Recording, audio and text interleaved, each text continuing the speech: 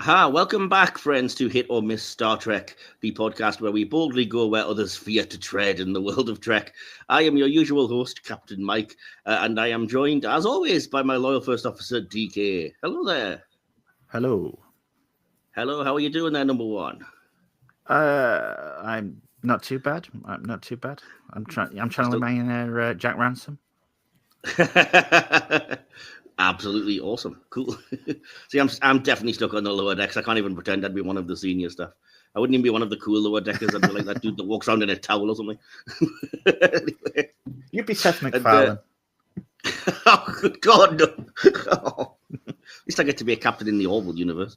Anyway, this week we are delighted to welcome two fantastic guests, two returning guests to the podcast. First of all, you know her, you love her, from the Sci-Fi Queens. Welcome back, Nita. Welcome. Thank you. It's wonderful to be back. Awesome. Good to see you and hear you and see what your opinions are on all things Lower Decks. I'm really intrigued. And we're also joined by another returnee. Please welcome back Dag. Welcome back, buddy. How's it going? What's up? Yeah, like DK, I'm just here to engage the core. Oh yeah. You're not going to warp on a workout joke, honestly. Anyway, so today we're diving into the recently concluded, sadly, Star Trek Lower Decks with a full series review, with 5 seasons of zany antics, heartfelt moments, and countless references for us nerds to revel in. There's a lot to unpack. Now, while we won't have time to discuss every single minute of the show as much as we'd love to, we'll be taking a closer look at what worked, what didn't, and sharing scores, opinions, and highlights. We'll talk about favorite characters, plot lines, moments, and some of the jokes that made Lower Decks stand out. The nature of Lower Decks, if you aren't familiar, means that there are dozens of throwaway but often fan-pleasing jokes, Easter eggs, or references that we simply won't have time to get to. So please don't leave all the ones we missed in the comments. We know. Besides which, a thorough analysis would get dry and boring, and part of the fun of these is discovering them for yourself if you start watching the show. Just one of many reasons I recommend that Star Trek fans in particular should absolutely do so, regardless of any potential trepidation around the show being an animated half-hour comedy. It is, but it's also so much more than that. And because Lower Decks never shied away from a bit of chaos, whether this works or not, we'll see. But my genius idea was to add some of my own chaos by delving into Lower Decks creator Mike McMahan's hilarious book of Lost Next Generation Season 8 episode descriptions. I have the book with me. I will pop an image on screen when I do the edit, read this and one. Leave a link. Star Trek Next Generation warped an engaging guide to the never-aired 8th season. It's very Lower Decks humor because, of course, it's Mike McMahan. So in between season reviews, I'm going to ask somebody to pick a random episode and hopefully read out what should be amusing and give you a taste of what to get. I'm not, selling the book. I'm not getting any, profit or anything from that. I'm not getting a percentage of the sales, but it's really good. So why not? And it seemed to fit the Lower Decks theme to go a little crazy with it. So in any case, grab your bowl of replicated nachos, sit back, and let's jump in. But before we get into our season-by-season breakdown, I want to warm up with a kind of familiar quick question for everyone. What was your first impression of Lower Decks, and did it change by the time the credits had rolled at the end of the 5th and final season? Nita, I'm going to come to you first. I don't know why, just random. Okay, so when I first heard of Lower Decks, I'll be honest, I was a little bit hesitant because we had an animated series before that was just basically Star Trek TOS, but in animated form. So I wasn't really sure where they were going to go with it. And then when I saw the trailer, I said, okay, this seems like it's more of a comedy, but can you be funny Star Trek? Can that exist? But before the first episode was over, I knew that the answer to that question was absolutely, you can be funny Star Trek and still be Star Trek. And this was something that I was blown away from. This was so well done that it really, really captured my attention. Awesome. Yeah, I think I was similar. I kind of, I was reluctant to accept it because I wasn't sure comedy would work or if it would be more taking the mick as opposed to quite respectful. And when I heard it was some of the Rick and Morty writers, which is a show that I hate, I was like, oh, I hope it isn't that kind of humor. Some of it does skirt a little bit towards that. at times, but thankfully it's a lot more bearable for me. And I knew that sort of sci-fi comedy could work because I've been a huge fan of Futurama from the beginning, so I hoped it would kind of be more towards that area than some of the more ridiculous things. And I think it's even better than that because it's more, you can tell the people involved are huge Trek nerds, and like I said, they actually approach it with respect as much as they make fun. It's done, without any malice, I think, to put it that way. So how about you, Dag? What were your first impressions, and did they change as the show went on? I am just speechless with joy for this show. It was exactly what I wanted every episode.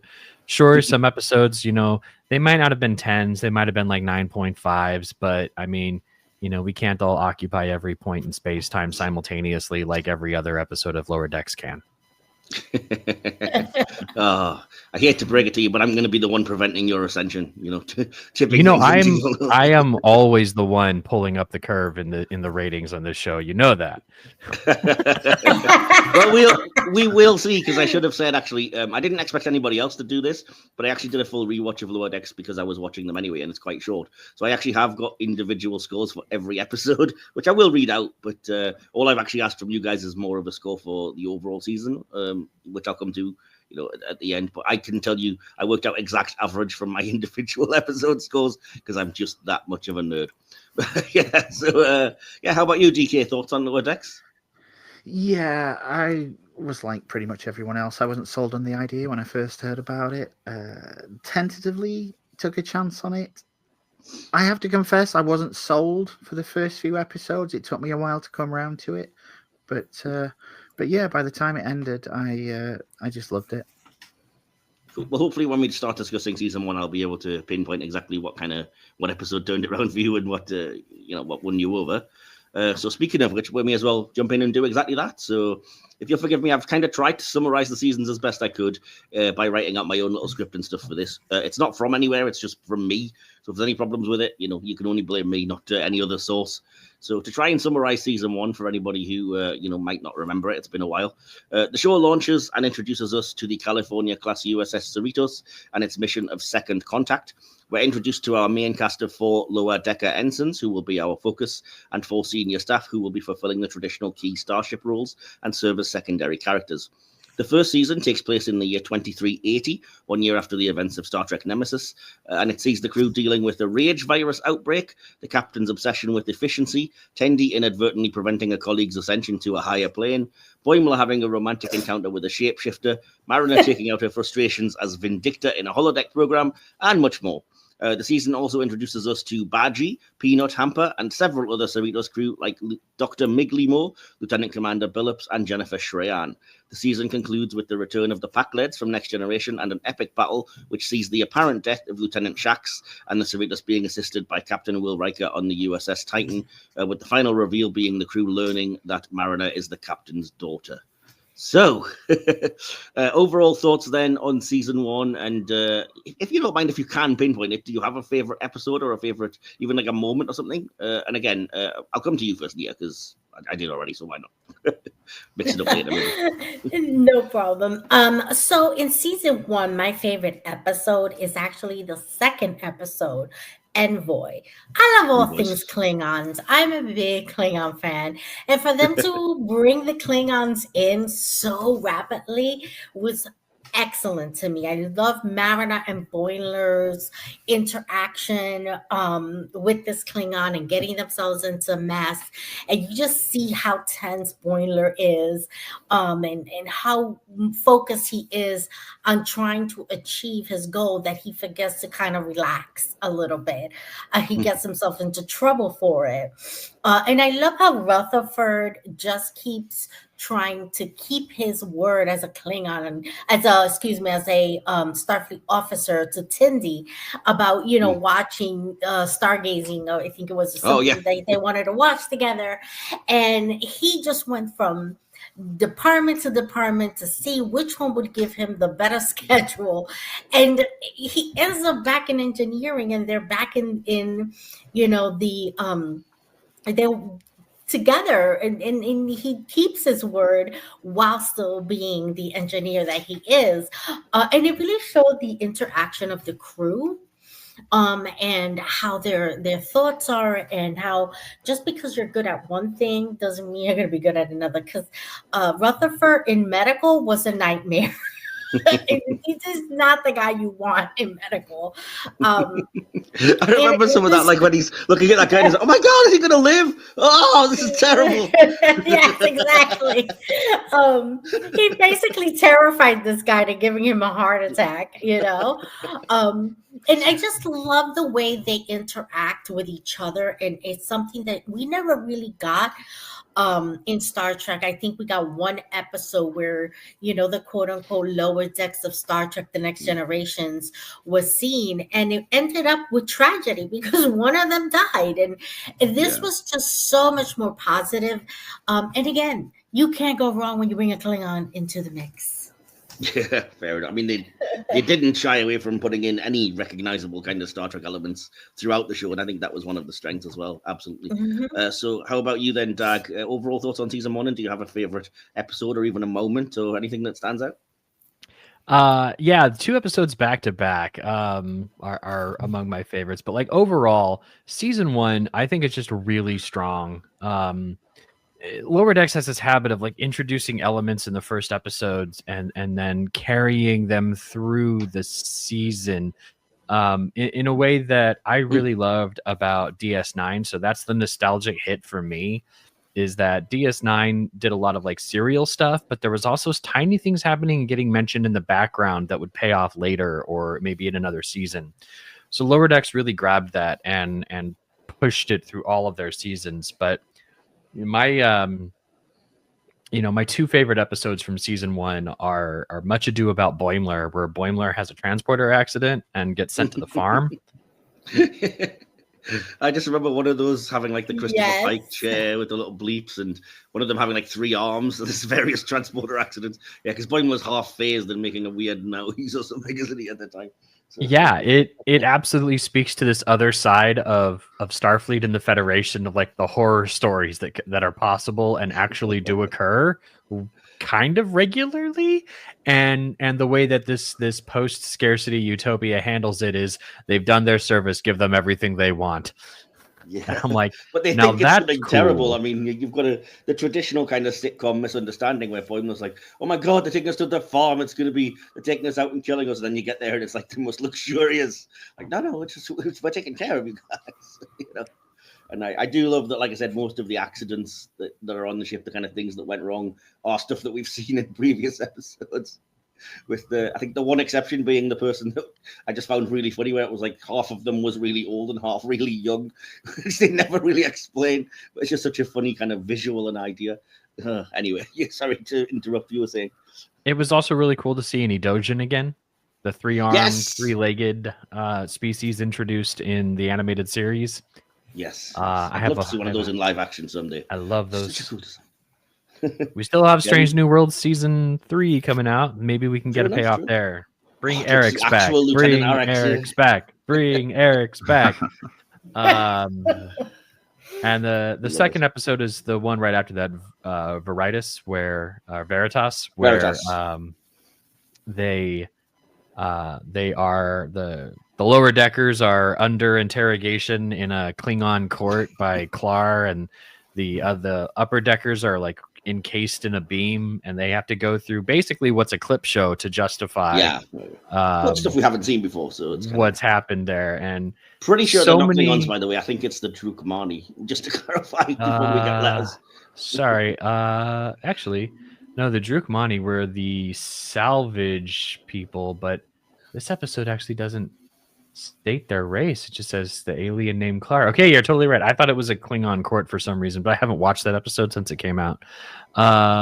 It's possibly because I think the hired dude is voiced by J.G. Hertzler, so you may have been equating that with Marduk. That's very true. Anytime I hear or see JG, he's a Klingon from Quantum Leap.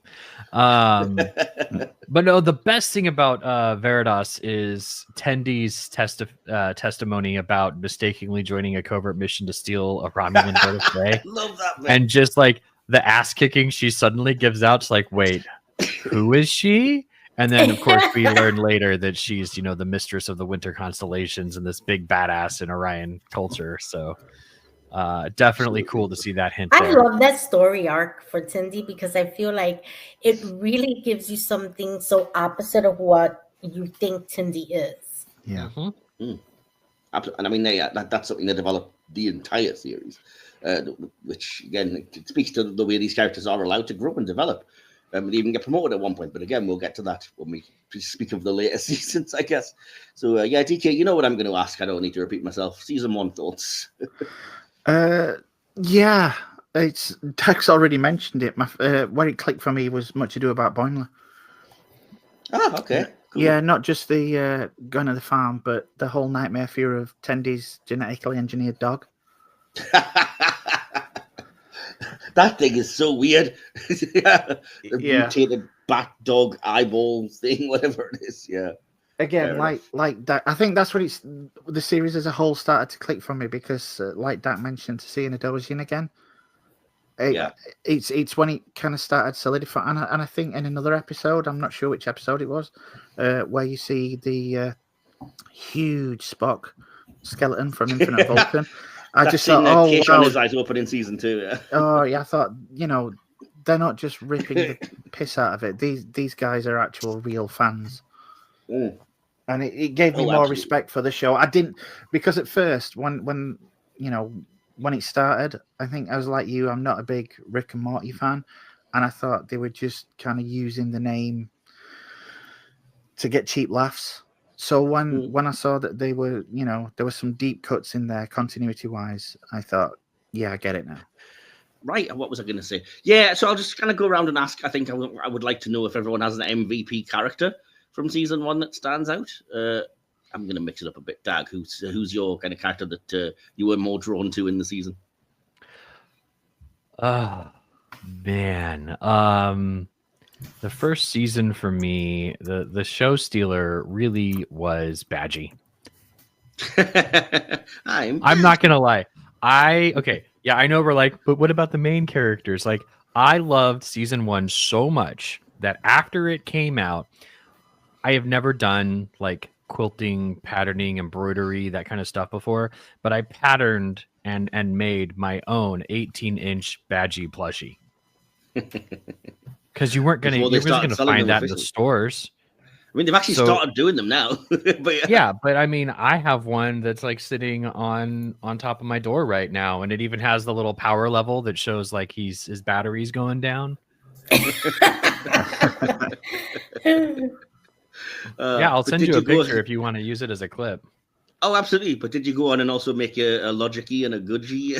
All the rest of them, what they did? Nobody cares about those guys. Bad-gey's the OG. That's right. I'm with Doug. Bad-gey's the OG. Hey, if you had just given him a hug and treated him like you wanted, he wouldn't have become a homicidal AI. Hey, father. Exactly. Can I help? Love your AI, people. Love your AI. I do recall thinking it was great that I thought that was just a kind of throwaway joke in the episode that happened, or was just for that episode, and then it kind of comes back at the end of the season in the big final battle. I was like, oh, this show knows what it's doing. Absolutely, I like it. So yeah, I'll see if this works. Oh, there he is. I'll put a picture of Bad-gey there for you. Yeah, you forget right from the start, Bad-gey, right as the show was introduced. So yeah, what about you then, Nita? Who was your kind of MVP of the season? Okay, this is going to be probably something you're going to be like, what? But just hear me out, okay? Okay. And hear me out. Commander Jack Ransom. He is the most ridiculous character, and I love him for it. He is so bodybuilding, obsessed.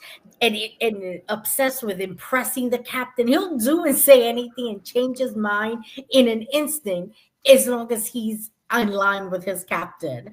And he will do anything to impress her. And he will take things as far as they will go.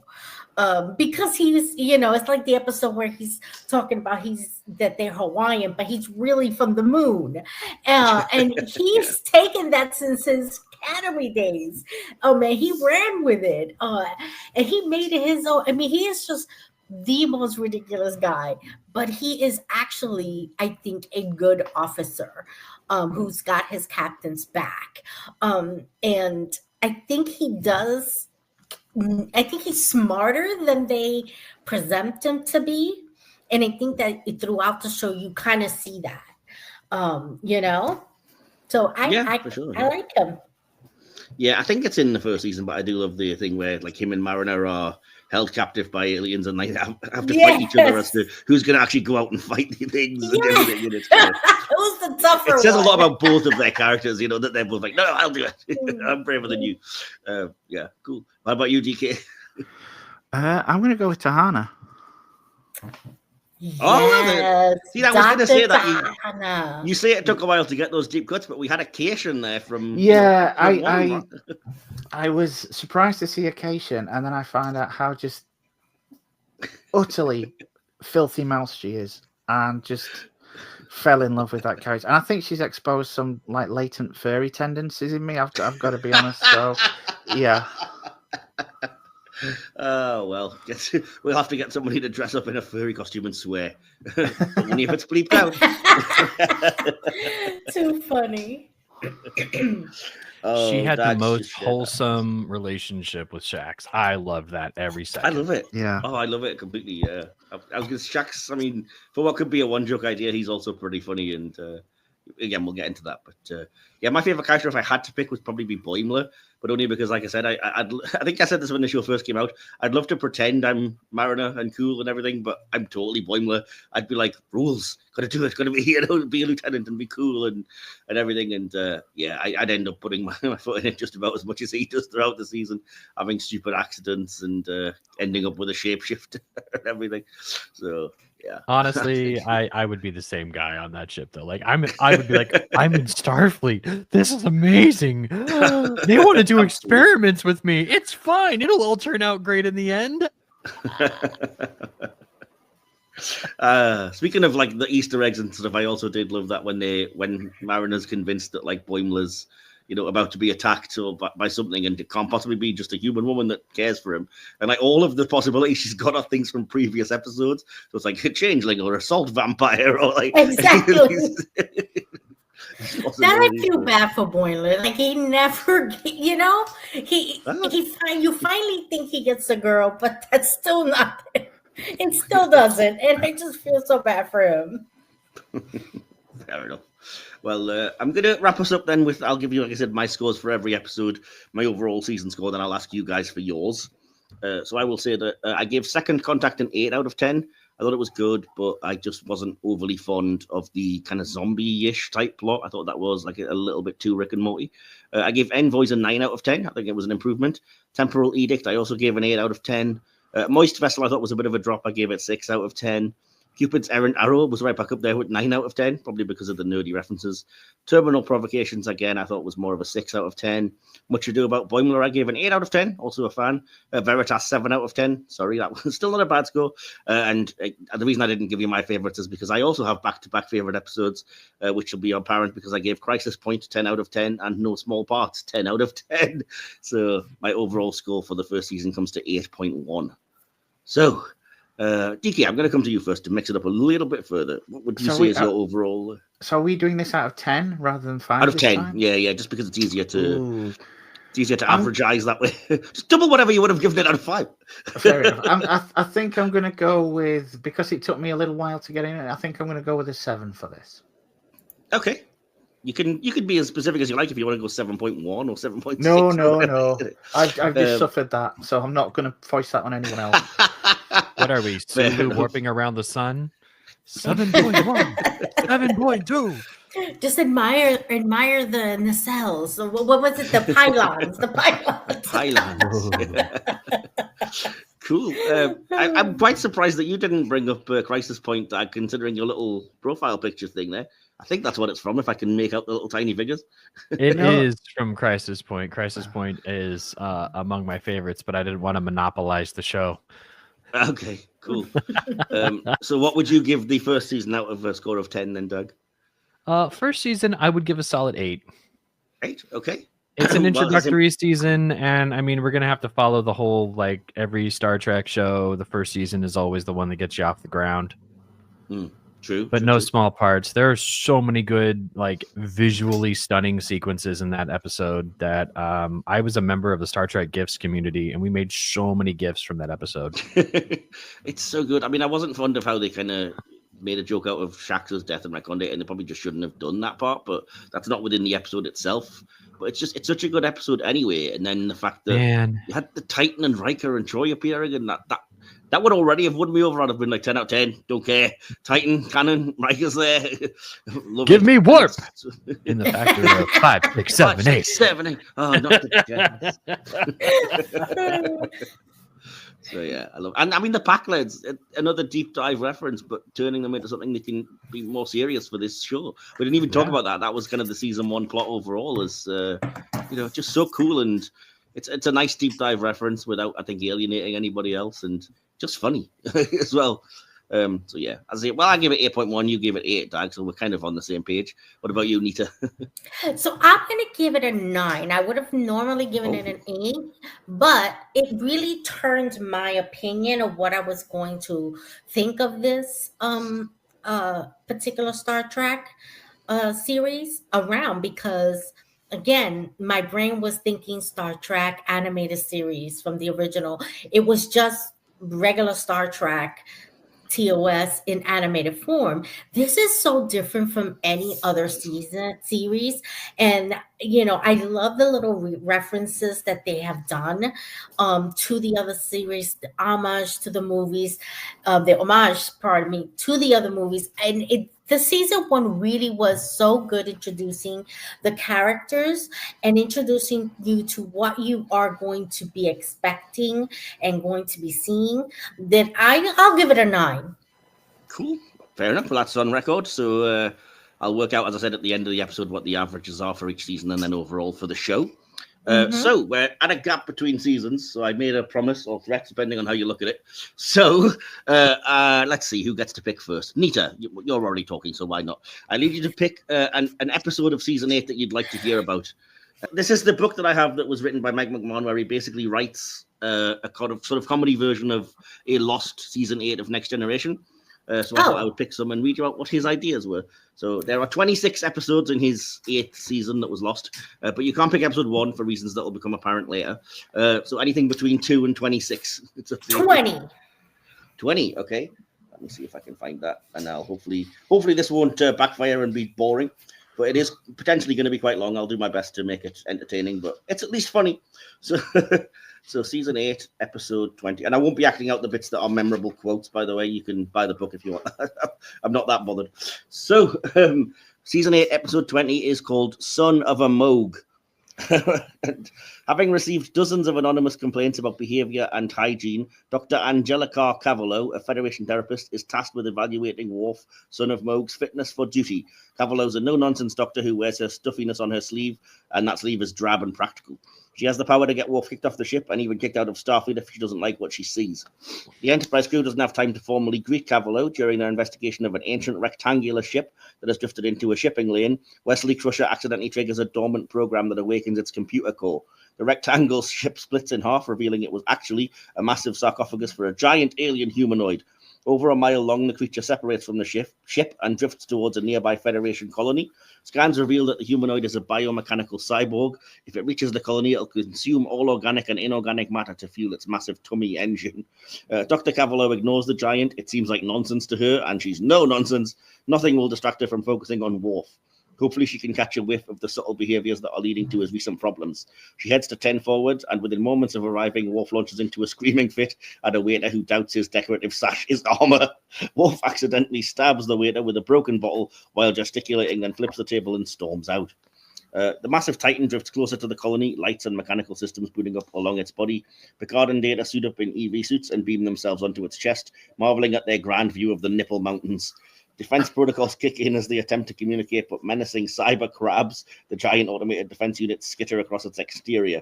Picard kicks them into space like soccer balls as Data tries to make a digital connection. Picard's actually having a good time, even though he's trying to keep a worried look on his face whenever Data turns his way. Dr. Cavallo interviews various crewmen who have had issues with Worf. One recounts a transporter error that filled the ship with hundreds of excited dogs. Worf called the dogs fools and refused to touch them because they were disgusting. His suggested solution was to slit their throats, even though the rest of the crew liked them. An ensign explains how Worf has no control over the booming volume of his voice. He once attracted the attention of a hostile species who heard him complaining about the air conditioning. Right through the vacuum of space, his amplitude apparently defeated one of nature's most popular universal laws. Let's see. As the giant drifts closer to the colony, Picard and Data fight their way to the creature's face and connect to a port on its eye. The creature starts swatting at them with massive fingers, but they avoid harm by sliding down the eyeball and hiding in the tear ducts. Let's see. Back on the Enterprise, Cavallo is not surprised to find Worf's quarters are a mess. He's ransacked the place looking for proof that someone's been messing with his stuff. The Doctor ignores this and asks him why he always orders prune juice and maggots when he could be eating something amazing like period-accurate breakfasts prepared for Napoleon, or a reproduction of Zephyr Cochrane's favourite whiskey. Worf sneers that Klingons hate creativity, and he shoves day-old fly larvae into his mouth. She wants to know why he has to push the Klingon agenda so hard when he was on Earth his entire life. Who's he trying to impress? Why does Worf berate his son Alexander for imagined transgressions even though Worf was absent for most of his life? Alexander was actually raised by a Klingon mother, so he's technically more Klingon than Worf. Now Worf really gets upset and yells that he's never wearing Starfleet shoes again, demanding they issue him Klingon boots with little horns on the end. He doesn't know what the horns are for, but they look cooler than stupid Starfleet shoes. His freakout reaches a crescendo till he collapses in a heap on his fainting couch. The Doctor switches tactics and soon has him relaxing with a couple of blood wine spritzers. Wolf grudgingly admits he's got problems. He's worried that honor is subjective. He doesn't love edged weapons and maggots are gross.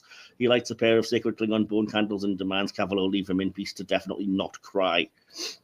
Almost there, I promise. Back in space, Picard and Data have managed to climb out of the tear ducts and scurry into a nostril, which leads to the behemoth's biomechanical brain. Say that 10 times fast. They kick its targeting computer till it veers away from the colony and heads towards the only other celestial body, a nearby sun. Picard is bummed they couldn't deactivate the big guy, but at least he'll finally find peace. The giant starts sizzling as Picard and Data beam to safety. In 10 forward, Dr. Cavallo is preparing to submit her report on Worf to Starfleet when Geordi sits down across from her. In her opinion, there's no such thing as a perfect Starfleet officer. It takes all kinds. Worf doesn't belong to Earth or Kronos. He's got the history of two planets influencing his identity, which can't be easy. The Enterprise is on a mission of exploration, and so is Worf. The Klingons is just harder to see. If you ignore all the yelling, maggot-eating, and sword worship, Worf's a good guy. Cavallo sees the wisdom in Geordi's logic, even as he continues talking and oversells his point. She allows him to ramble as she deletes her negative report.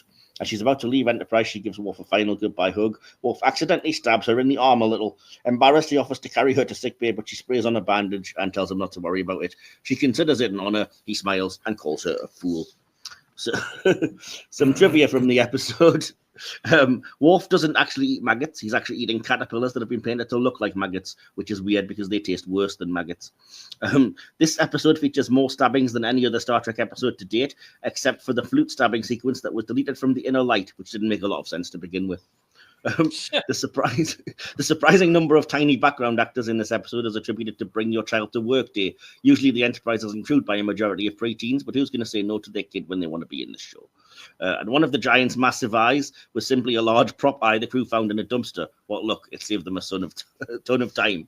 And finding mistakes and goofs. The giant cyborg's nipples should have both been hard or both been soft. Their tendency to get pointy one at a time was weird.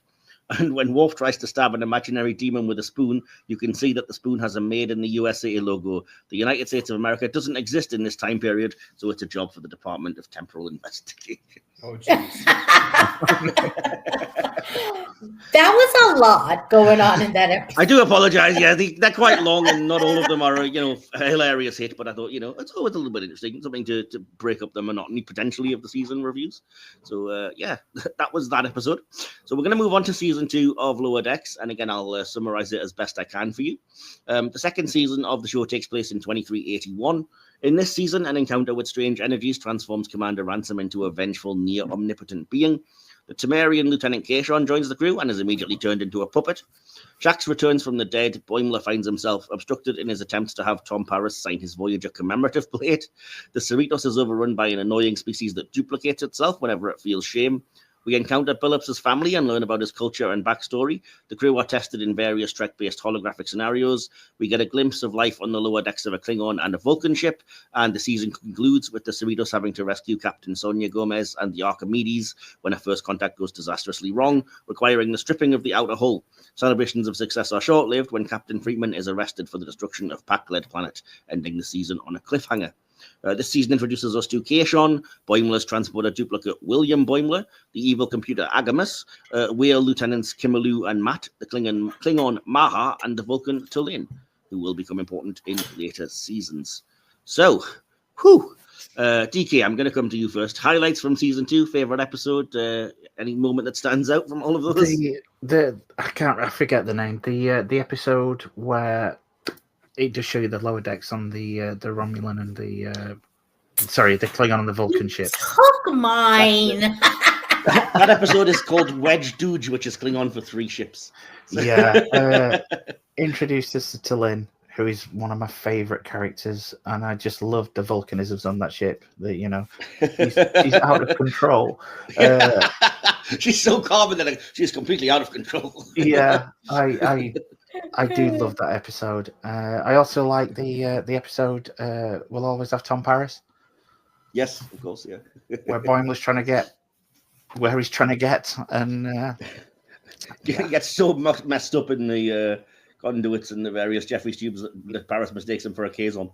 Yeah, this is where it's again the start of the season wasn't too sure at this point, but towards the end of the season, yeah, I was fully on board by this point. Awesome. And of course, you mentioned already you love the bits in Keishon His Eyes Open, with the various references like the giant Spock skeleton and the other things on the ship, the Easter eggs. Awesome. I mean, even having a Temerian as an Easter egg, to the Darmok episode of Next Generation. So cool. Yeah. Any other thoughts? Any favorite character that stands out in the season? It's got to be Tulin. I mean, just from her first appearance, I just thought, yeah, I really hope we see her again. Yeah, it took a while. I think she wasn't in season 3 weirdly, and then reappeared throughout 4 and 5 as kind of a main member at that point. So yeah, I thought it was such a wasted opportunity when she didn't immediately show up next season. I was worried it was weird that.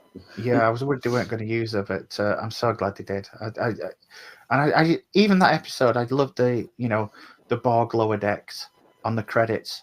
Yeah, absolutely.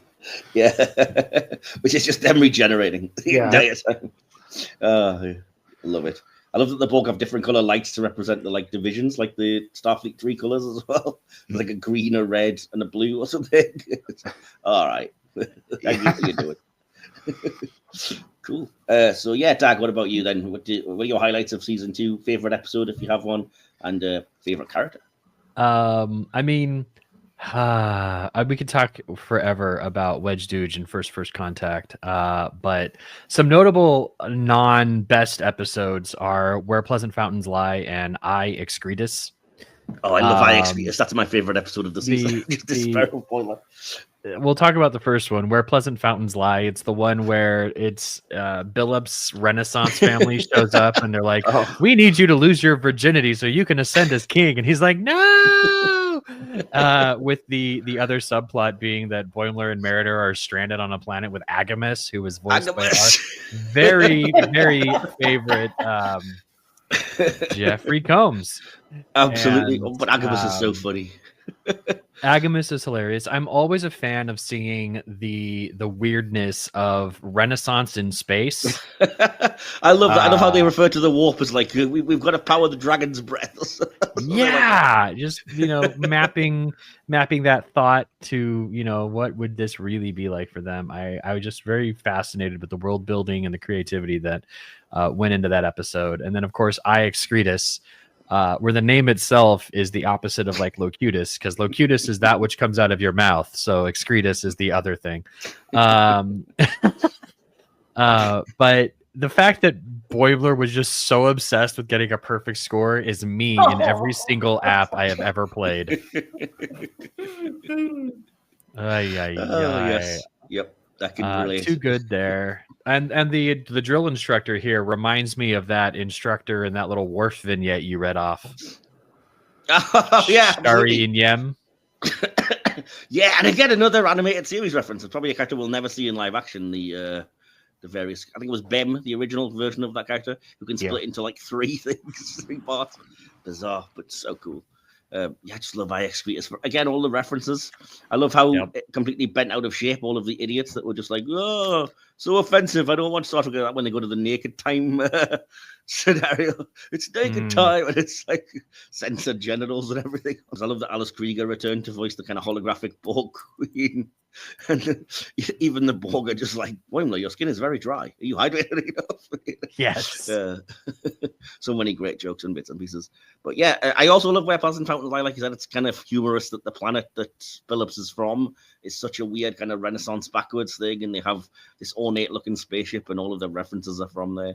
And like you said, the hilarity of the queen of that planet being his mother, who desperately wants him to lose his virginity so he can claim the kind of the next in line for the throne. Another hilarious sort of thing that you might not know about this episode, a bizarre quirk about the casting. Are you guys aware that the actress that they hired to play his mother is actually the real life wife of the voice actor who plays Phillips? No way.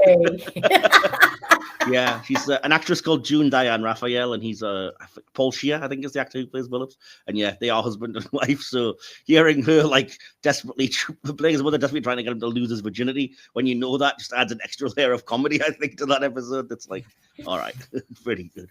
Kind of gutted that character, his mother, never reappeared at any point in the show, because I think that would have been a lot to explore. Would have been amusing. So yeah, cool. Who did we not speak to yet? Then Nita.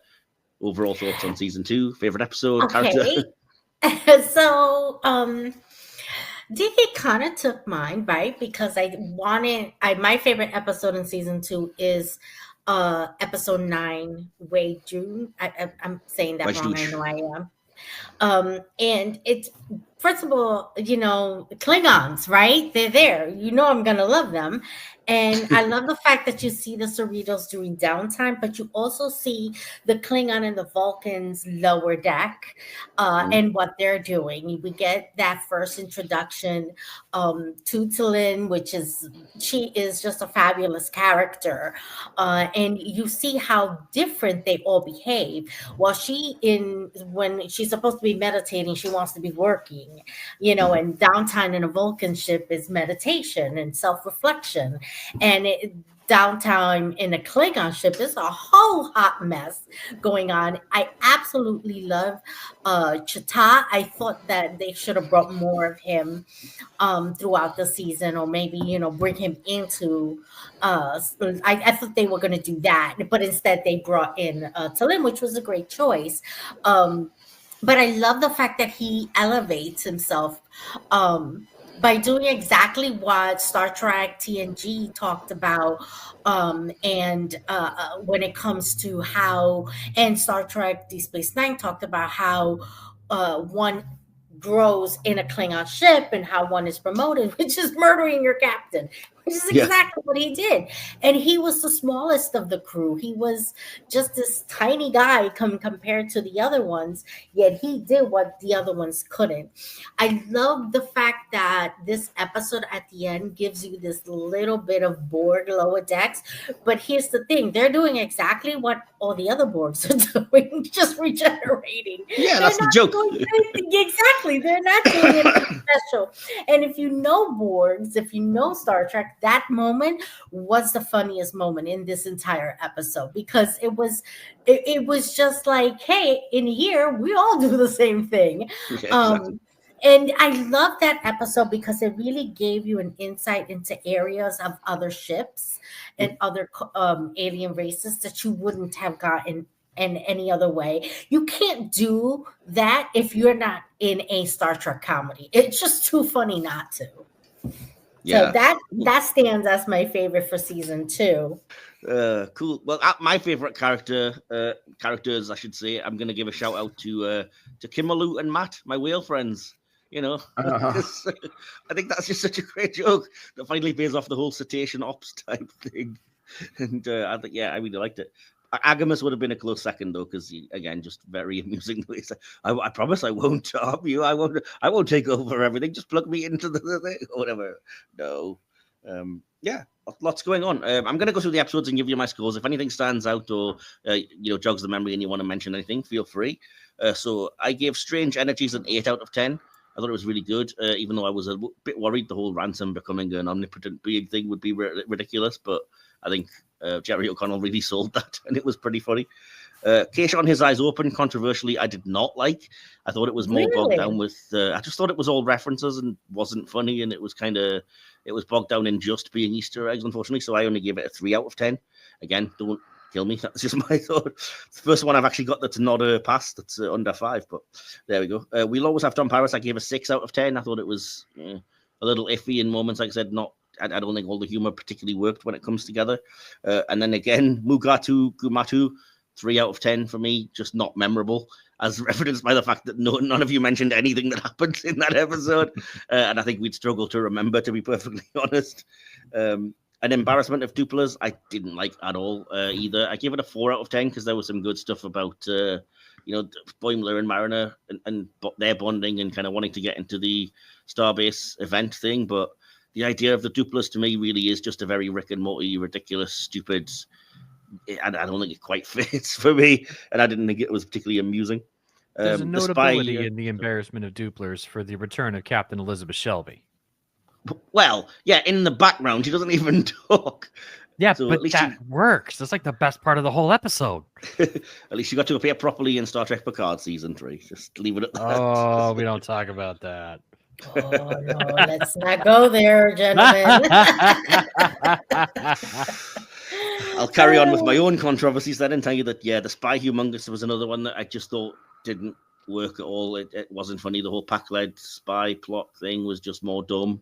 And 3 out of 10 for me for that one as well. Again, I don't think we can even really remember much about it. And then you get better, because Where Pleasant Fountains Lie, I gave a 9 out of 10 for all the reasons we talked about. IX Witches, like I said, was my favorite episode of the season, a 9 out of 10. Wedge Dooge, a 9 out of 10. And First Contact was an 8 out of 10. Purely because I just think it lacked a little bit of the impact of the first season finale. It was nice to see Sonia Gomez, but she's not Will Riker. And it was really cool having the kind of strip the ship of its whole kind of idea and everything. But I just think, like I said, it wasn't quite as impactful as the way we ended season 1. And I don't know if I don't know if I love the cliffhanger idea. I don't know if it works in kind of a more comedy type setting. And it kind of, I always felt it was going to be disappointing when it was resolved. And I feel like it was when we get to that point in season 3. But that makes my average for season 2 come out to 6.2. Not as good as season 1, obviously, in my opinion. Nita, I'm going to come to you next. What would you give it out of 10? I would give it an 8. Cool. Sort of similar thinking as me, just a little bit of a step down from season 1, maybe. But I think that I give it an 8 because I think they did great work with bringing in the different characters in the episodes. The only reason it's not I gave season 1 a 9 is because they changed my mind from thinking not sure about this to I'm into this. But I would give it an 8 because I think that there were opportunities that maybe they kind of missed slightly, fair enough, but it's okay. Yeah, no problem. So, Dag, what about you? Overall score out of 10 for season 2, if you can. Like a 7.464213. Well, I'm going to take the first digit, but I'm not going to go that crazy. 7.4, I'll allow you, but let's not, let's get carried away. So, fair enough. Was your thoughts similar then? Just, I don't know, missed opportunities? There were some episodes that were forgettable. Yeah, very. Yeah, unfortunately. That's fair enough. And what about you, DK? I'm going to go with 7 still. There were a couple of highlights that, got me a bit psyched. But, the start of the season was a little shaky to me, and a couple of the later episodes, not too keen on. So, I thought the later ones were good, to be honest. But, some of the ones in the middle there were very iffy. Anyway, cool. Well, I'll save you the pain of another one just yet of the Next Gen season 8 things, but I will do one in between seasons 3 and 4. So for season 3, Let me just start by saying the third season continues to take place in 2381. It sees the resolution of the conflict with the Pack-Leads, Boimler being hunted for sport, Captain Freeman being sent to a mandatory relaxation spa, the Cerritos visiting Deep Space Nine, Peanut Amber building a new life on an avian planet, a second Crisis Point hologram, and the season concludes with Mariner leaving the Cerritos, Rutherford uncovering his hidden past, and a fleet of California-class ships taking on new automated Texas-class vessels that have gone rogue. The season introduces Admiral Les Buenamigo, one of my favorite jokes about that character's name, and Petra Aberdeen. And not really anyone else is a returning character, so no other introductions. So, Dag, I'm going to come to you first just to mix it up. Any overall thoughts on season 3 and highlight of an episode maybe that stands out? I was really hoping that season 3 was going to do a really good mirror of the Search for Spock kind of sense, because we were getting all these Search for Spock, mirror poster kind of things for season 3, which I really loved. And what I was hoping was that Carol was going to be on this like getting imprisoned trip going somewhere, and maybe people were going to be trying to like kidnap her or something, and it was going to be the Lower Deckers season-long arc to the search for Carol Freeman kind of thing. Okay. And that it all wrapped up in one episode. I was like, oh, well, okay, what's the rest of the whole season going to be then? But there were some really, really good moments in season 3. Crisis Point 2 comes out.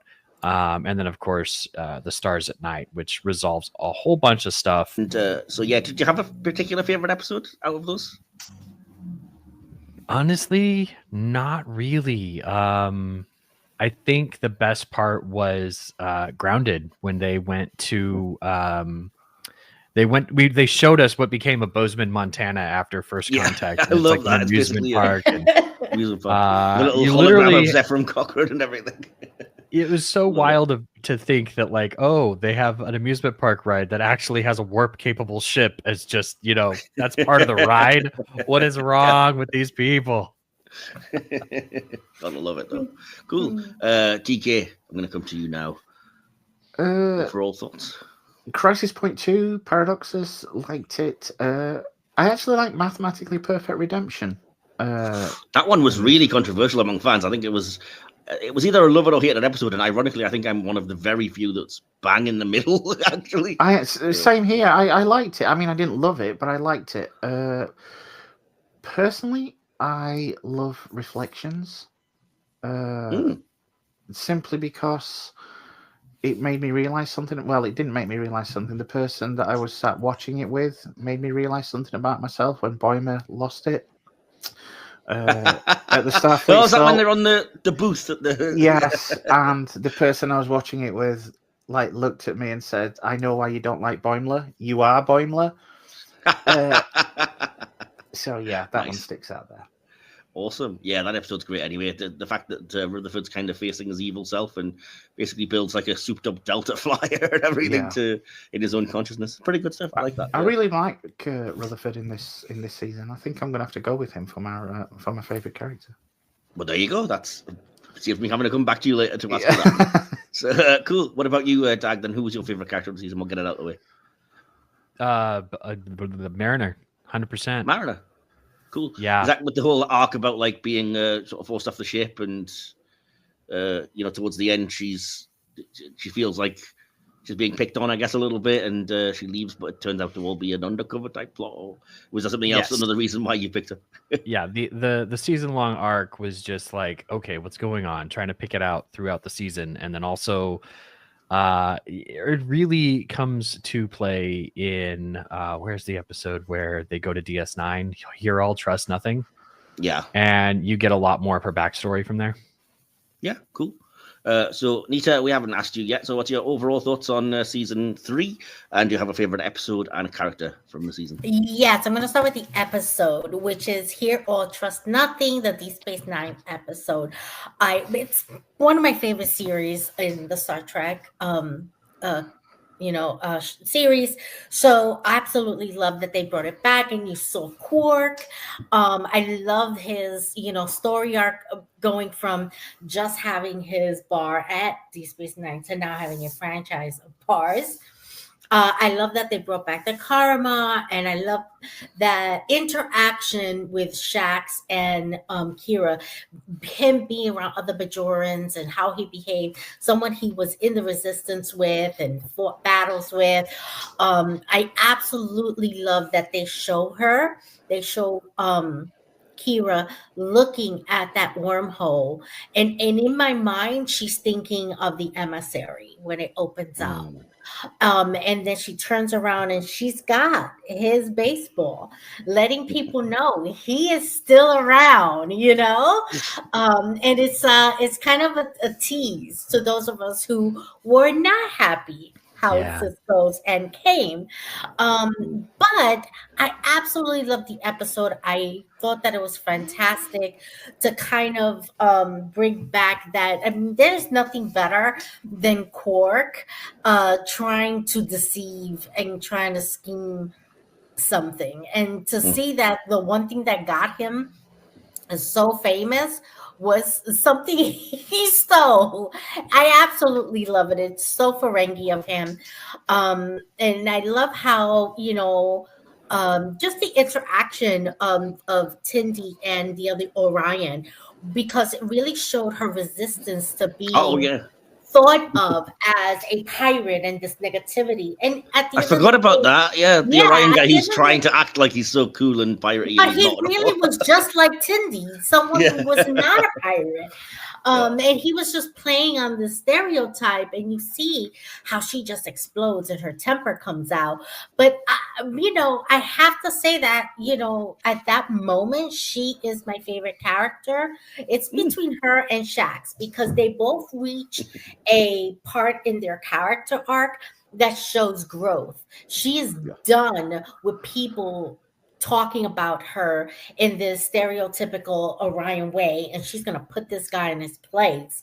And Shax is interacting with Kira, going, "No, I owe you. I'm humble. I'm humble. No, I'm humble." And there's this whole back and forth about who is, a better, a soldier. That it was actually so funny. Yeah. I mean, if I had to just pick one, I think I would go to Tindy, but both Tindy and Shax are truly my favorite in this season. Awesome. Cool. Well, just to clarify, to give you my information as regards that kind of thing, my favorite episode of the season was Crisis Point 2, which won't really surprise anybody. I like those kinds of things. And I thought that was even more of a kind of clever Mickey take of the Star Trek movies and the specific way they do things. The sweeping shot of the ship and the lens flares and everything was very, all right, I get what you're going for. Favorite character, close second place for, like I said, Admiral Les Buenamigo. Partly because I just love, like I said, that his name translates to the good friend, which he kind of basically is imitating being to the Freeman family. But also because I like Carlos Alazraqui as a voice actor. I think he always brings a little something humorous. He's done like Family Guy and stuff in the past. He's also the father of the girl who plays Rock on Star Trek Prodigy, weirdly enough. So yeah, I like him, but I will say I agree with DK overall. My favorite character would be Rutherford, and the way that his revelations about the implant and his partly designing the Texas class and everything comes together. I really like the way that's all done. Before I get into overall scores, I wanted to ask one quick more thing because, like I said, we touched on it earlier with myself and DK. There's a particular episode that's weirdly controversial or divisive, at least, the Mathematically Perfect Redemption, where Peanut Hamper finds herself on the bird planet and gets into a relationship with the birds and all of that. And it's basically That was just creepy.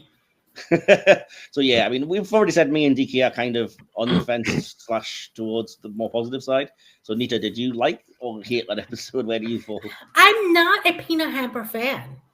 Okay. I never understood the point of her coming onto the ship to begin with, or her character. And then I was kind of glad when she was gone, right? Because I was like, good, I don't have to put up with seeing Peanut happen all the time. And then they bring her back, and she's having this weird relationship with this bird people. And I didn't really quite understand it because at the core, she was still the same Peanut Hamper she ever was. I felt very conflicted about it. I thought the introduction to a new alien was fantastic. A new world was great. But in putting Peanut Hamper in the mix of it, I wasn't too sure about that. I'm still not too sure about it. Fair enough. So I think I like the idea of Peanut Hamper as a joke, and I love the way they do it in her first episode at the end of season 1, where you think she's going to be the heroic, like she's going to go in there and save the day, and she's like, nah, I only joined Starfleet to piss off my dad. I'm out of here. Bye-bye. And all the way through that episode, the thing I love about Mathematically Perfect Redemption is that it feels like it is like her realizing her worth, and then she hasn't changed at all by the end. It is still just a ploy, and a kind of, she's trying to double cross everybody, and I kind of love that for her, I guess. What about you, Dak? How do you feel about that episode? The one with Peanut Hamper? Yes. Yeah, that's the one. I kind of agree. It's creepy. But I totally understand, like, Peanut Hamper was an attempt to say that, hey, the exocomps from TNG are actually, doing really well as a group. And the fact that Peanut Hamper had the opportunity to be like, I don't really want to, because we're not going to have the little robot sacrifice herself like they did at the end of that episode of TNG. I think that says a lot for autonomy, which I appreciate, but I still think that the episode of Peanut Hamper is a little too creepy. Yeah, fair enough. I think a lot of people didn't like that it was really her throughout the entire episode, and the sort of main cast, as it were, don't appear except at the very end in like a cameo. So people had a real issue with that. Yeah, anyway. I didn't mind that one so much, and I like the fact that it gets her, into the Daystrom Institute for Advanced Robotics next to Agamus, because then we can get some stuff. yes, disappointment, unfortunately, when it finally had to team up, but never mind. Okay. So again, I'm going to go through each episode. If anything stands out or you sparks the memory, do just chime in. My scores were for Grounded. I gave it 8 out of 10.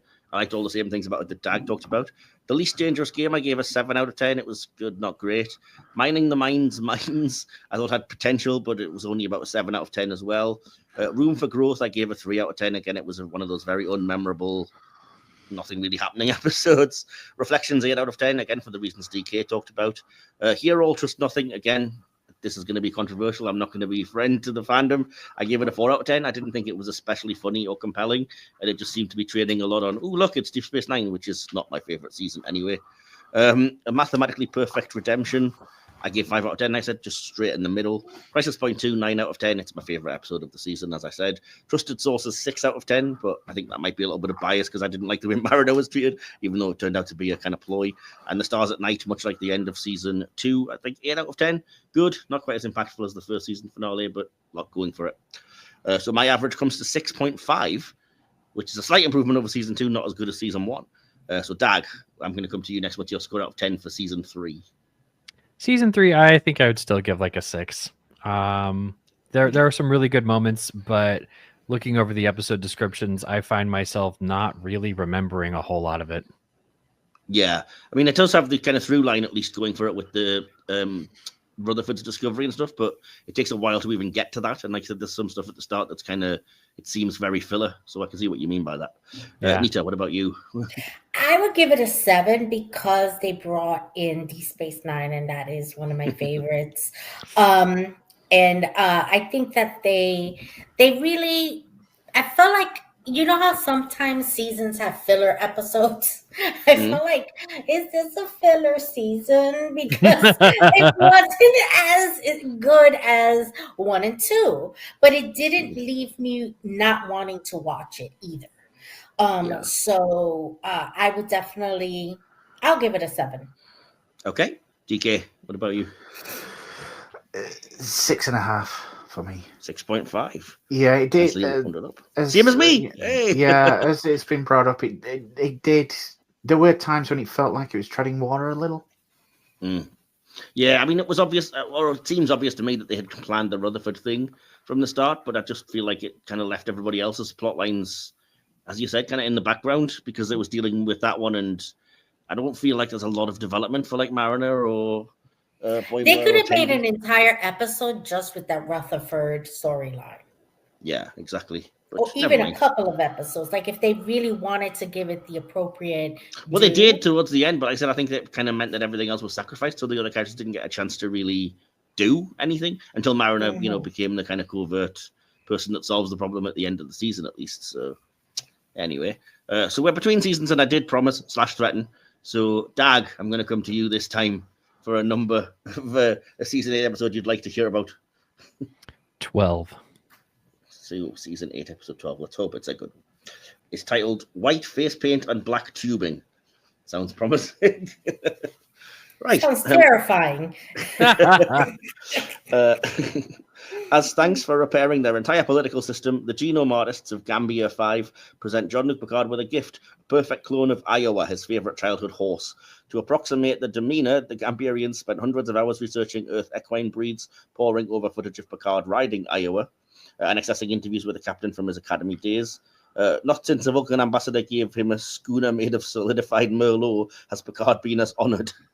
Picard hasn't had a lot of stallion-breaking opportunities in recent years, what with all the space exploration, so he's excited to relive a passion from his youth. As he leads the horse towards the holodeck, a slightly less than perfect Borg cube appears off the Borg bow, always with the Borg, throwing the Enterprise into red alert. Cheap, plastic-looking Borg drones beam onto the bridge and loudly announce, so the Borg are here, watch out. Horse training will have to wait. Picard rushes Iowa onto a turbolift, which is a snug fit, just as the ship system shut down, trapping them inside. Sweating in the darkened lift, pinned against the wall by a skittish horse, Picard allows himself to wail in despair. How does he always get caught in turbolift with things? It isn't fair. This never happens to Riker. There's definitely something fishy going on. Usually the Borg beam onto the ship and lumber around, bonk into walls, assimilate slower crew members, and affix black tubing to the wall. These Borg, though, are running at full speed, screaming orders at each other, hissing at the crewmen, and they aren't trying to assimilate anyone. Nobody's trying to attach black tubing to anything.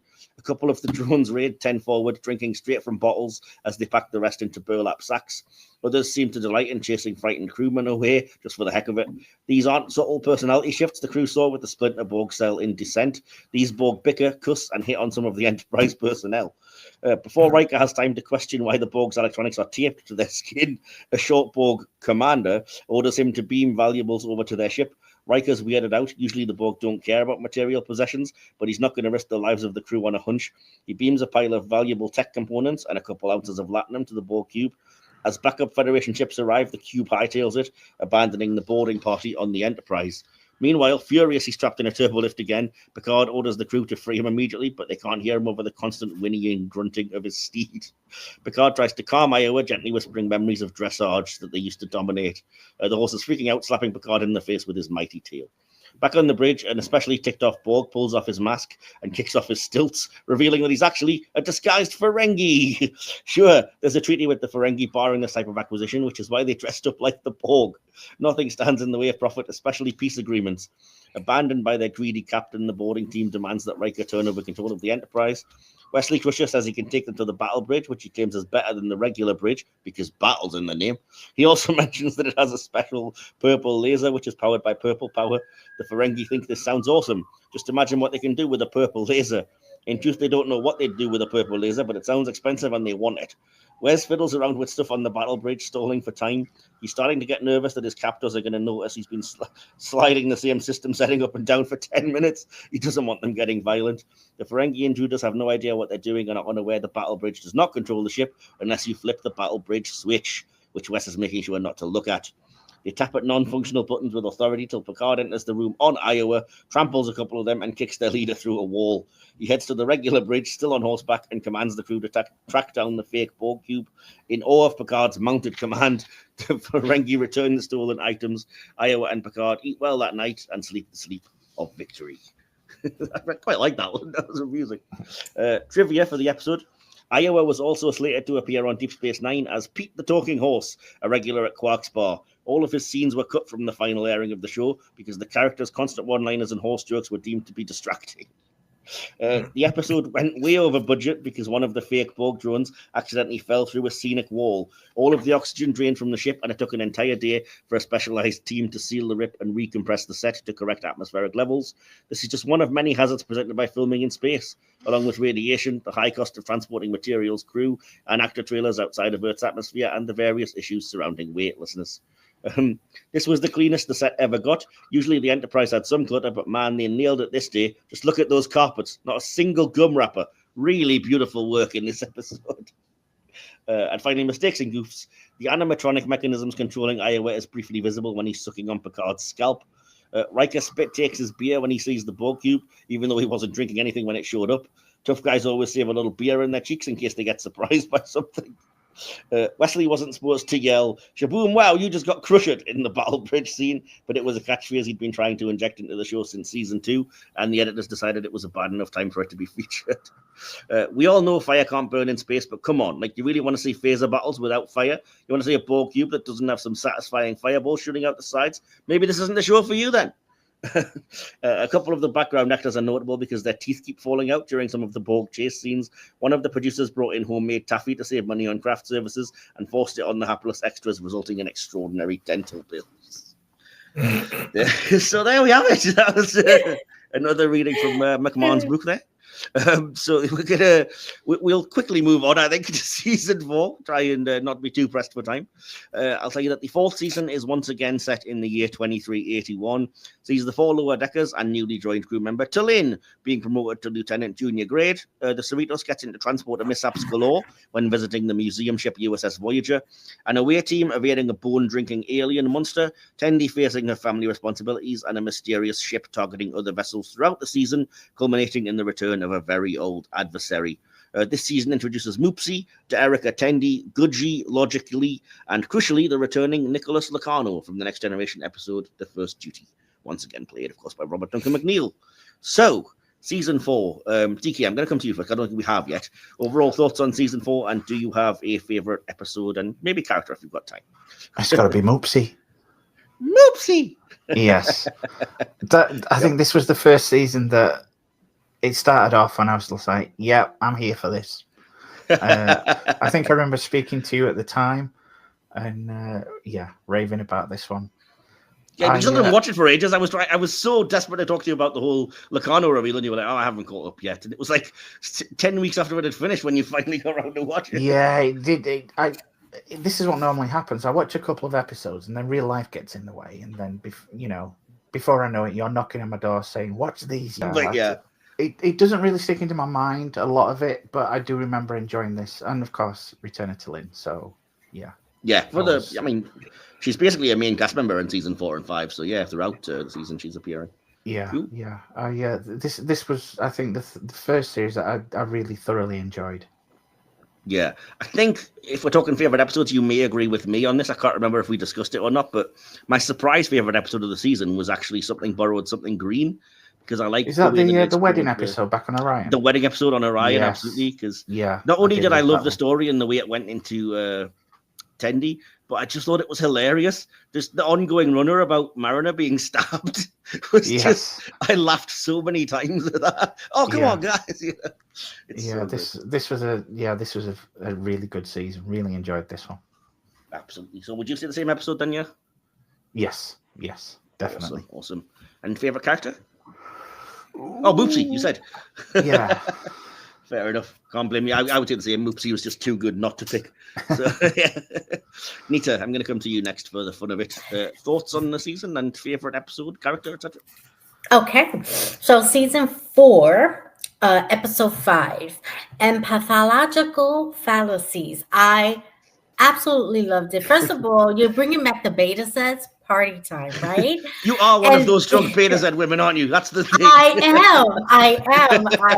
I would so want to be, but I don't know that I have the character for it. But I long to be a drunk party girl beta Z, right? You don't need the drink. That's the thing.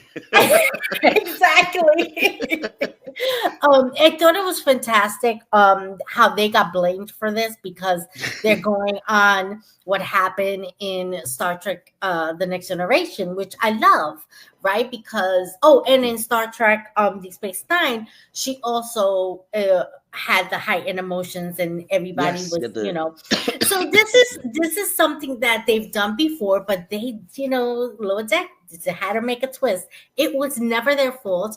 I love that Tulin again, was featured in this, and she doubted because because of her former Vulcan captain, how very Vulcan she was, and she was questioning that. I love how Mariner was like, no, this is as Vulcan as it gets, and I love the interaction. I love how she curses, and then T'Lyn just like, yeah, that is Vulcan. That would mean that I too am Vulcan as a mother. Yeah, exactly. And I love how they brought in Spock's dad and how he had it. And I love that they always reference the history of Star Trek so well in this series. But yeah, this is my favorite episode because there's chaos, but there's a lot of fun going on. And the fact that they introduce Dr. Tahana's character or species as feeding on beta sets, oh my god, blew me over. I was like, they ate beta sets? What? How are they not expanding on that little tidbit? And I would love to know more about that. Made me want to learn more about Dr. Tahana's species, and I wish they were able to do that. I mean, I understand that they couldn't, but it would be fantastic if they will bring them into another series. Seeing that particular species in live action as opposed to animated would be so hilarious if they get it on point. Well, there's one of them in Star Trek V. Yeah, yeah. And in this instance, in this season, I think that Mariner really outshines for me. I mean, she is such a light in every season. She is so fantastic, this character. But I would pick as favorite character for season 4 would be Mariner, and it was because she really went out of her way to help T'Lyn in understanding that there was nothing wrong with her. Because there really wasn't. I think that her former captain was the one with the issue. I think that I have to say as well, since he envied her. I think he envied her. I think that there was this, upstart punk kid is trying to out Vulcan me and out logic me, and she's smarter. Like I think he had issues with her that he wasn't really willing to admit because they weren't very Vulcan. I love the fact that Mariner's character and the way she acts, it was the only way to get T'Lyn to understand that. Yeah. And speaking of Mariner's character, I should say as well that I do love that at the end of the season, it explores exactly why she is how she is. And it is, again, linked back to the crucial Next Generation thing. It was because she knew Sito and, she was the tragic one that got killed that you mentioned from Lower Decks. So it explains Mariner's kind of resistance to authority and things like that. And ties in quite nicely, and that obviously ties into Locarno and the Nova Squadron plot and everything as well, because she was one of the members of that group. So I love how Star Trek has been able to keep that episode and move it towards the other series and really keep that situation alive because it was very tragic. And I think that knowing what really happened to these characters, I think it's important to Star Trek fans. Yeah, for sure. But it's just nice to see it pay off and to see it be things that we know about. And I mean, credit where it's due, they also always get the voice actors back for even these minor characters, like, minor characters that were minor in the grand scheme, like Ensign Gomez in season 2 and whatever. And the actress Shannon Phil, who played Sito, hasn't acted at all since Next Generation, but they got her back to voice the character. And she was like, I think she became like a vet or some kind of animal doctor and isn't an actress, but they were able to hunt her down and get her to star in or at least voice the character again. And that's pretty impressive. Absolutely love that. Yeah, exactly. Yeah. There's lots of interviews with her on the season 4 DVD and Blu-ray, if anybody's got it, by the way, which I recommend. So she's really, really nice, it seems like, and very happy to have been back in Star Trek and know about the legacy of that character. So Sita was her first acting role. She was that's what I mean. She wasn't really an actress. She did Sito and then didn't really do anything since, and then quit acting entirely to get like a regular job, so to speak. Right. But then came back to do Lower Decks. So, yeah, it's really cool. Also appreciated the very brief Will Wheaton appearance as Wesley Crusher when they did the flashback to Nova Squadron. because again, he was in there. So, Yeah. I really like the attention to detail that they've given these past characters when they bring them in. Just wait till we get to season 5. Yeah, I really truly love that. Truly love that. Absolutely. Like I said, it just shows that they've got a respect for everything that's gone before from Star Trek. It's not there to take the mick out of it. It's respectfully, having fun with it. So, Dag, have I asked you? No, I haven't yet. Overall thoughts on season 4? Favorite episode? Favorite character? Oh my gosh, I don't have a favorite episode or a favorite character because there's so much happening in this season that it's not just memorable, but like it either spawned a meme or it added to a meme that already existed in Star Trek. And I'm just going to go down this very short list real quick because I think it's so great. So the first episode, Tuvix, obviously really contentious subject in the Star Trek fandom, but they go the other way with it and are like, oh yeah, Janeway was absolutely right. Because what if Tuvix had started merging everybody into something else on the ship? That's not good.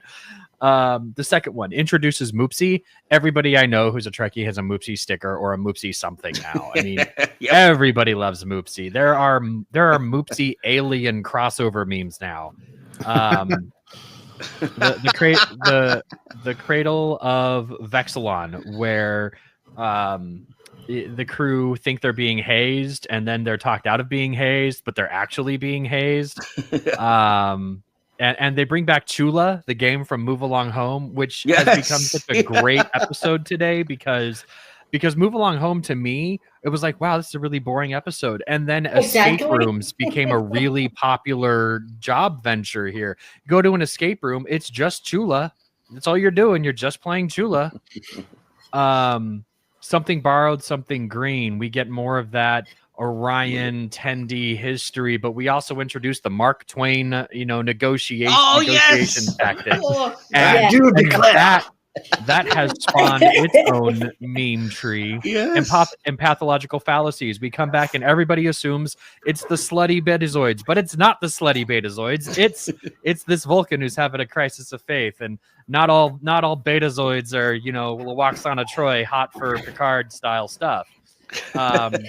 Parth Ferengi's heart place. We get to see Rom and Lita again, and not only does Freeman think they're scamming her, but she scams them back, and then they reveal the third scam, which was, yes, we wanted you to scam us because you guys need to be strong in negotiations if you're going to deal with us. So yeah, we'll agree to your original terms. Great. They got back Max. They got back Chase to do Rom and Lita, so that was amazing.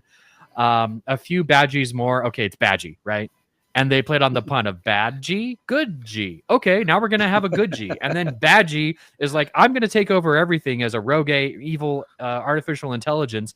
And then he gets past that point. It's like, no, I'm just going to ascend to a higher level of being. And the koala is there. And I love the koala. The koala. Yes. We haven't even mentioned the koala, but yeah, the koala. No, we haven't. That's an ongoing joke from Mike McMahon's other stuff. But yeah, the idea that there's a koala in control of everything in the afterlife. Yeah.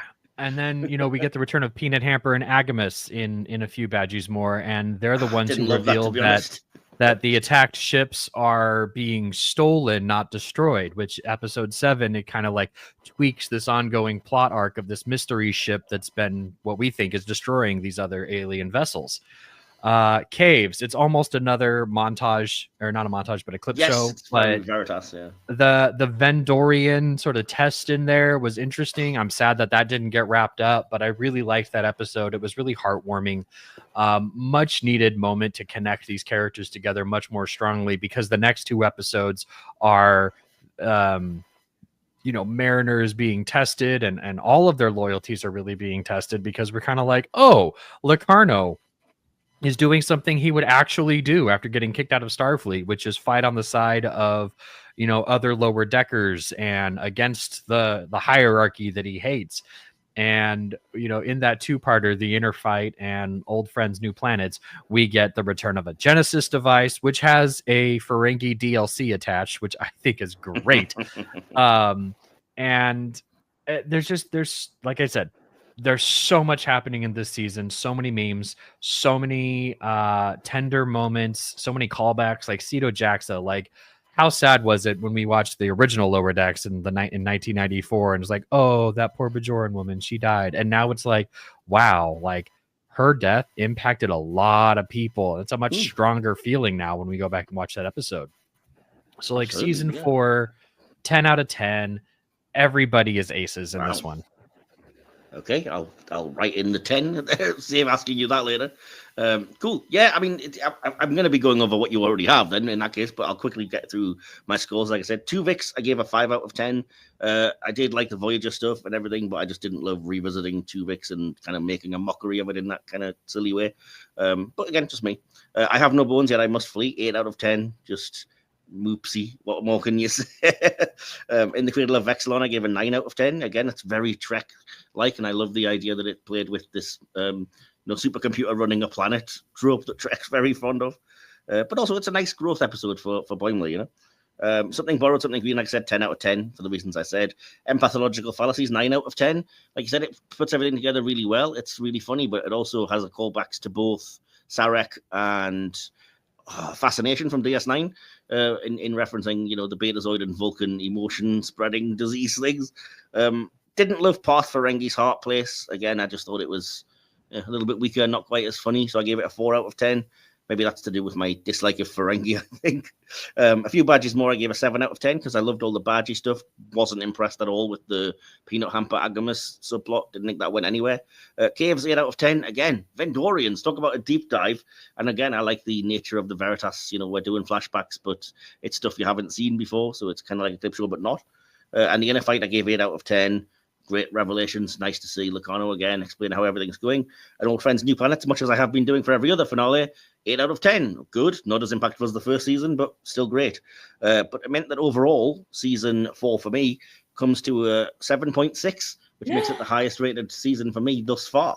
So, yeah. And obviously, we know Dag gave it a 10. So, DK, what would you give season 4 out of 10? It's an 8.5 from me. Sorry. Oh, so 8.5 exactly, yeah. Yeah.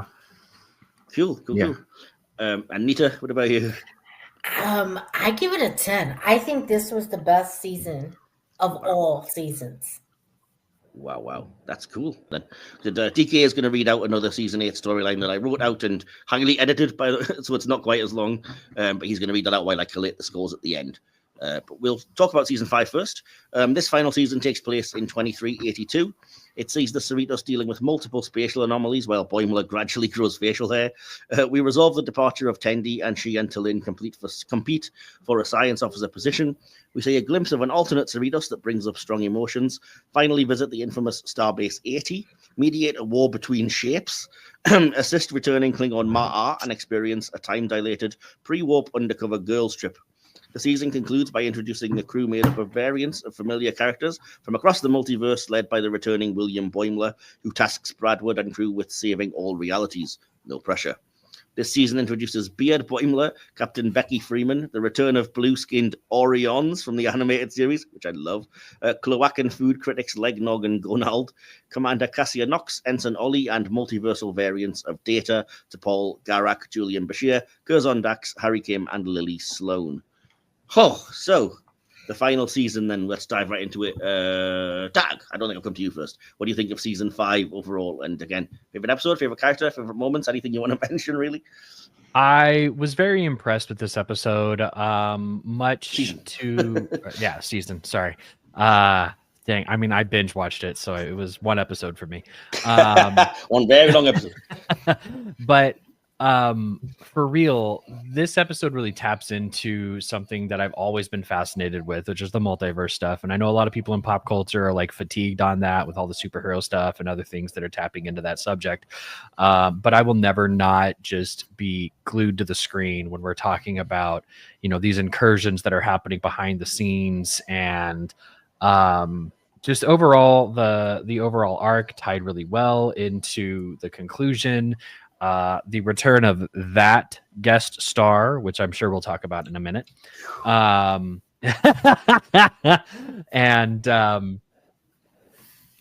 Just it was really well. I don't think it tied in super great, like the fourth season. I would probably give the season overall like an 8. But my favorite character would be alternate universe Data's displaced head. From the Purple Enterprise. Yes. From the episode Fully Dilated, where Mariner, Tendi, and T'Lyn go undercover on a pre-industrial planet that is subject to time dilation, where a week passes for every second on the Cerritos, and Boimler and Rutherford, they go full Jimmy Buffett on the transporter pad. So they spend like a year on the planet in the minute it takes to repair the transporter.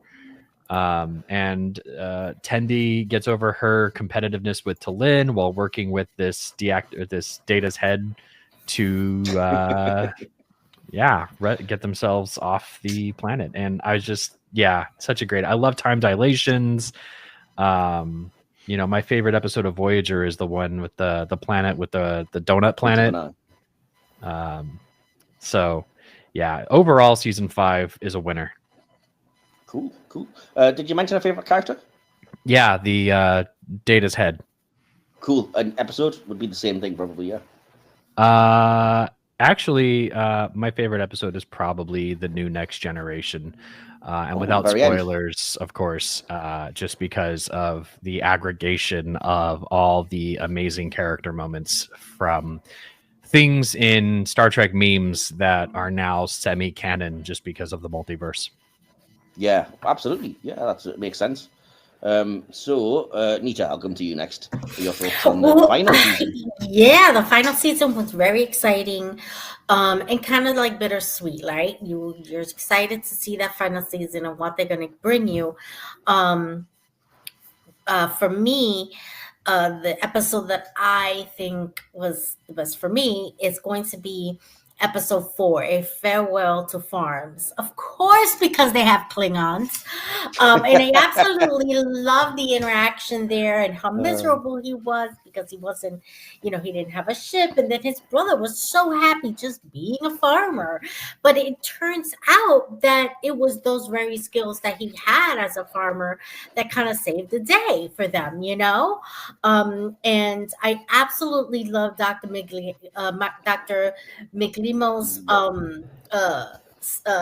storyline where you see why he's so obsessed with food, right? Because that never really was something I understood. Like, what is it with this bird that he really obsessed with food? But it explains it there, and how he's trying to impress everyone. And it turns out the very people that he admires are not exactly who they say they are, and how he handles himself. You really see that character grow in that episode.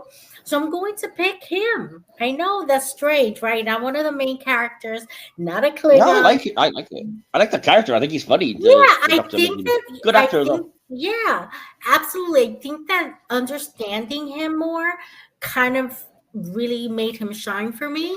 It is not his storyline that makes this my favorite. It really is the Klingon part of it, because you see a different kind of point of view, or a different kind of mindset when it comes to what a true Klingon is all about. But I think that his storyline absolutely merits that kind of Dr. McLemo's storyline really was fantastic in understanding why he was obsessed with food. So, yeah. Awesome. Over to you then, DK, for the final season, unfortunately. Some good stuff in here. Shades of Green, another one of those deep cuts. I love those. Bringing those like blue Orions into I know, I love that. I was just going to say that's one of my favorite things as well. We were just talking off air before you got here about how I'm a sucker for when you do the nerdy, like explaining continuity errors and stuff. Like, I even love the Enterprise Klingon episodes for that. And yeah, introducing the blue-skinned Orions and just having them be a thing rather than just a mistake is just, chef's kiss. I love it. Yeah, sorry, love that one. Starbase 80, love that episode. I love, the last couple of episodes. Obviously, I love the crew of Ensign Harry Kim. I love in Upper Decks. That's it. I'm going back to Anna. Just getting more and more pain on the table. See, you have to try and work it out. And I've got to do it to myself so I know what it feels like. And just horrific things like happening. Absolutely love it. I think this. I love this season. I love it. Yeah, we didn't really discuss your favorite things, did we, DK? So, favorite episode specifically, or Favorite episode? I think I'm gonna have to go with Starbase 80. oh wow, okay. I really thought everybody would have picked Fisher Quest, which would be mine, just because it's the one where all the crew comes together. And I thought I thought everybody would pick that, so I just thought. I love it, and I mean, yeah. You kind of alluded to it earlier. Did anybody really think Jolene Blaylock would ever come back to Star Trek? Yeah, my favorite character. Wow. Agreed. So Favorite Never. character of this season. It would be cool enough anyway that we heard like Andy Robinson as Garak and Alexander Siddig as Bashir, and that they were a couple, you know, finally off all of that. Finally. I get the feeling Rick Berman was spitting into his beer that night when that happened. But and then, like I said, the fact that every Harry Kim is an ensign except the one lieutenant that turns out to be evil, it's just genius. This is why I we thought kept that him was as an ensign. hilarious. That Harry Kim portion, like I was so excited. Okay, they're gonna bring Harry Kim back. Let's see if they promote him, like they give him a little promotion or something. And then you see tons of ensigns, and the one that they promote, you're thinking, okay, maybe that's a good universe. Maybe that's the universe where the Voyager is from. And no, it's really not. He's evil. That was genius. Absolute Love genius. it. Yeah, well, suffice to say, Fisher Quest was my favorite episode of the season, and my favorite character. There's so many good ones. I mean, the multiverse. I haven't even talked about the multiversal Lily Sloan, Alfred Woodard being in this thing, or like I said, Brent Spiner as Data's head. I can see why you would pick him, but I don't know. I probably would say the same as DK, and I've got to go with DePaul. She actually gets a little storyline in that episode. She bonds with Curzon Dax, and I just never thought we'd ever see DePaul again, to be honest. So I was surprised to see her. Absolutely. Yeah. I've never looked forward to an end credits so much, just so I could confirm that it was her. Well, yeah, but by the way, if anybody's curious, she was the one that decided she wanted to be credited as just Jolene. I have no idea why. Didn't want to ask, apparently, so she just requested it. You know I was what? also looking for those credits. Something that makes me just slightly sad is that if Renee was still alive, he would have been the voice of Curzon. Yes. Yeah, that would make sense. Because he did. I mean, he did the voice in. He did the voice in Facets with Jadzia Dax in DS9. Yeah, true. So good. Ah, well. Yeah, he probably would have appeared before now, to be honest, in the show, especially with the DS9 episode and everything. But who knows? Cool. Yeah, I have to say this is my favorite season of the show, which made it all the more tragic that it was the last one. I think it was the show hitting its absolute peak, which made me really more both pissed off and sad that they had cancelled this, because so much potential here, and I think this season shows exactly the potential that it's got to be a great comedy, a great sci-fi, a great Star Trek show, and this is where it really hit all those thrusters for me. Yeah, does anybody want to say anything else then quickly on this season, or anything overall before I go into my individual scores and then hopefully wrap this thing up? No, I've got nothing. I'm good. Cool. Yeah, okay, so individual episodes of season 5, I gave Dos Cerritos 9 out of 10. Great little setup for everything. Shades of Green, 9 out of 10. Love the Orions and the Orions. Best Exotic Nanite Hotel, 9 out of 10. I just thought it was funny. Liked everything about it. And it was cool to see an Intrepid class ship. A Farewell to Farms, 8 out of 10. Nothing bad about it as such. I just didn't like it as much as the others, but still great. Yeah, Starbase 80, 9 out of 10. I loved everything about Starbase 80, that we finally see it. And they've got Enterprise uniforms and primitive stuff, and that one guy who can't repair anything, and it's great. Of Gods and Angles was my only misfire of the season. I gave it only a 5 out of 10. I thought, again, it was filler and it got a bit too silly. Fully Dilated, 9 out of 10. Again, love all the things about it that Dag does. Love the time dilation episodes. Love Data's head. Love the bonding and the realization they can both be great science officers, etc. Upper Decks, 8 out of 10. Just great comedy, and it was so obvious and yet so cool that they finally did flip the main show having an episode called Lower Decks with Lower Decks having one called Upper Decks. Just a great idea. Fisher Quest, 10 out of 10, just for all the Trek references and the fact that it all ties in really nicely, and even does get a dig in at the multiverse plots when William Boimler says, we're all sick of it by now. It's always a variant. And then finally, the new Next Generation, my equal favorite finale was a 9 out of 10, just because I love the way, again, it wrapped up everybody's story. It was a Lower Decks episode, so it didn't bring back all of those kind of guest stars and stuff and let them bog it down. It was all about them. It was about where everybody ended up at the end, and I think it ended in a really nice and a lovely place for everyone. So, yeah. So overall then, we know that Dag gave this season an 8. My overall score, this was obviously my highest rated season, won't surprise you, coming to an 8.6. So, Nita, what would you rate the 5th and sadly final season? Honestly, I would think a 9, only because it's the last season and it ended, and I didn't want that. Yeah, I don't think any of us did. Absolutely. Yeah. Fair enough. And DK, finally, what about you then? It's a 9 from me for this one. And another 9. Awesome. Right. So that kind of wraps up the business of everyone scoring and giving our favorite things. And so, as I say, I'm going to go off and collate some scores and hopefully be able to give you a final average score for every season individually and then for the series overall. Whilst I'm off doing that, I have sent DK, as I say, a very edited version of season 8, episode 1 of Next Generation. I do think it's one of the funnier ones. So, hopefully it will hit you all guys in the same way as it did me. And like I said, don't worry, I have cut it for time. So, DK, I'm going to hand over to you to do that, and then hopefully I'll come back to you with some scores. Take it away. Okay. The episode is Crushers Not Included. The Enterprise D zooms through space, narrowly avoiding lots of little rainbow streaks.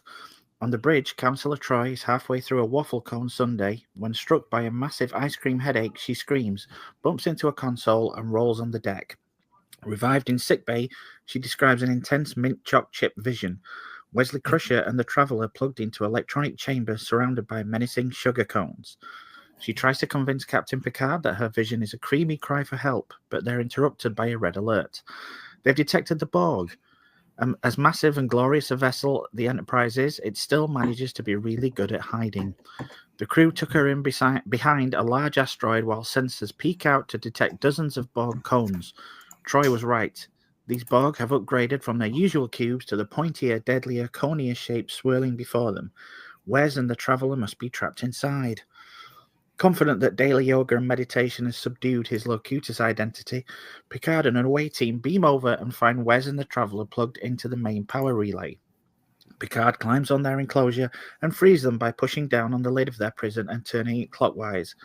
Back in his Locutus days, he and the Borg used simple child safety mechanisms to keep drones from opening containment chambers, getting under the sink, etc. The secondary storyline is a more personal adventure. Riker is distracted by his new high-tech sleeping blouse that looks comfort ultra blouse.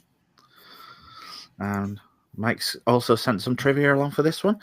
Viewers might recognize the Borg alcove Wes is trapped in. It's actually a tanning bed painted black with rubber hoses attached.